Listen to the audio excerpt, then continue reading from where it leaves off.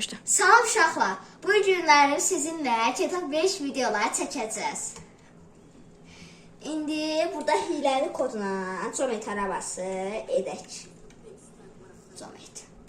Enterə basaq. Gözün arkadaşlar. Ne olmadı bilmədim səbəbi. İndi oldu arkadaşlar. Bu günləri sizinlə soyğun yapacağız. İndi bir dənə soyğun yeri ayarlayaq. Ona göre de haritaya giririk. Bu GTA 5 videosudur arkadaşlar. İndi ben bir dənə saç yerini soymaq istəyirəm. Buranı soyaq. Gözüm buradan işarə edəyim. Sonra isə bir də maşını düşək. Əlimizə silahımızı alaq. Ay sağ ol arkadaşlar. İndi gedirik berbere. Berber soyacağız.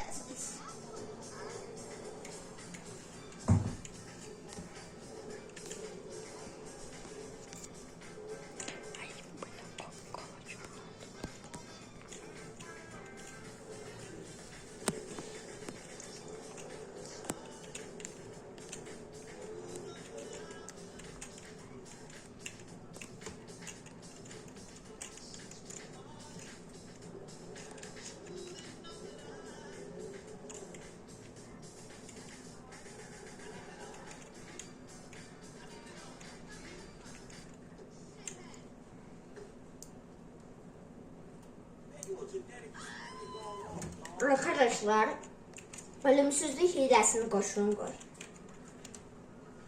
5 dəqiqə ölümsüzlük hiləsi. Bu hilələri də siz bilin, yəni onun üçün belə bir şey yaptım. İndi ama ilk öncə şu pulu götürəlim.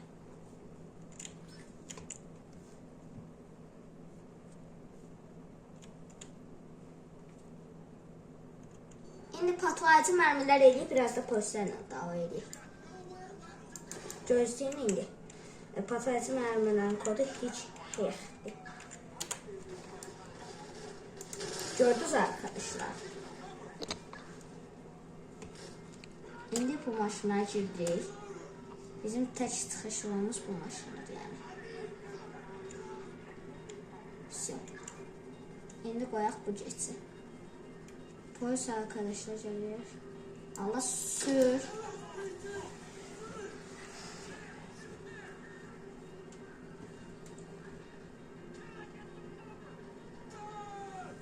Videomuzun kurtarmağına az qaldı. Ona görə də sizə bir tövsiyəm var. Kanalımıza abunə olub, like atmağı unutmayın arkadaşlar. Yəni dostlar.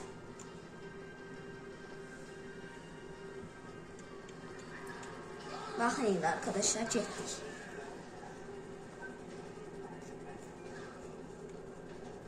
Birazdan videomuz qurtaracaq.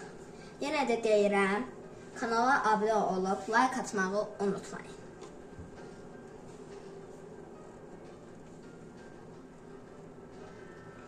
Həm də siz də yorumlarda hansı video çəkəcəyimizi istəyirsinizsə onu da çəkəcəm.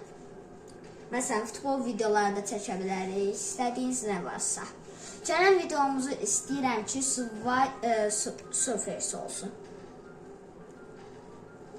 Onu çəkəcəm ama.